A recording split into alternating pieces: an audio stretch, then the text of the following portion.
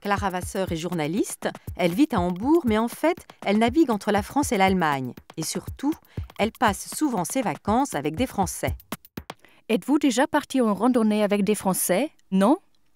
Bon, l'outil indispensable de tout randonneur, c'est le canif, le couteau de poche. Chez nous en Allemagne, tout jeune Allemand reçoit un jour ou l'autre un bon couteau suisse rouge avec une petite croix blanche. 18 fonctions minimum. Du simple couteau au tire-bouchon, des ciseaux au tournevis, du cure-dent à la pince à épiler et j'en passe. Bref, un outil fonctionnel aux fonctions multiples à même de répondre à toutes les situations qui se présentent à nous en randonnée. Un outil universel. Il n'en va pas ainsi pour un Français en tant soit peu fidèle à sa francitude. Lui, il arbore en toutes circonstances un couteau bien particulier qui porte le nom de son inventeur, un opinel. Au premier abord, je vous le concède, ce couteau peut paraître bien séduisant. Un manche en bois très agréable au toucher. Une forme ergonomique, voyez comme grâce à sa jolie forme galbée, il vient se caler dans la main. Le bout biseauté, magnifique. D'ailleurs, ce bout pointu, là, vous savez à quoi il sert? On prend l'opinel comme ça, un petit coup sec, et hop, la lame sort un peu, et il n'y a plus qu'à la saisir entre deux doigts pour l'ouvrir tout à fait.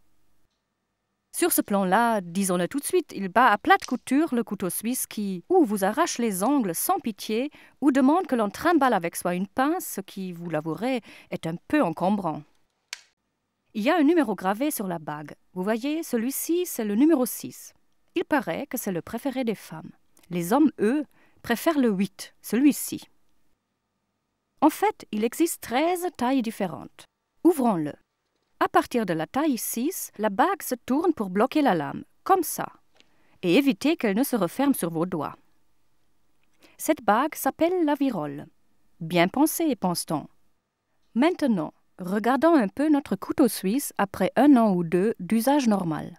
Impeccable, comme neuf. Ennuyeux, vous diront les Français. Regardez un peu comment vieillit l'opinel. Le bois se polit peu à peu.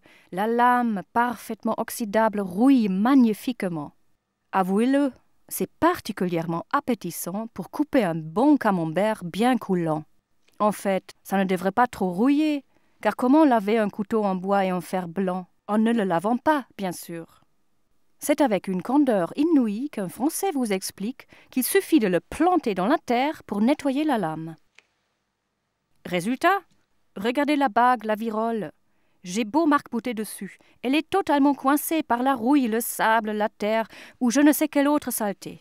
Un vrai danger public, car cette lame n'est pas conçue pour tenir sans la bague. Peu importe. C'est un objet vivant, ça vieillit avec son propriétaire, à l'image de son propriétaire, et tout Français qui se respecte entretient pour son opinel une affection quasi fétichiste.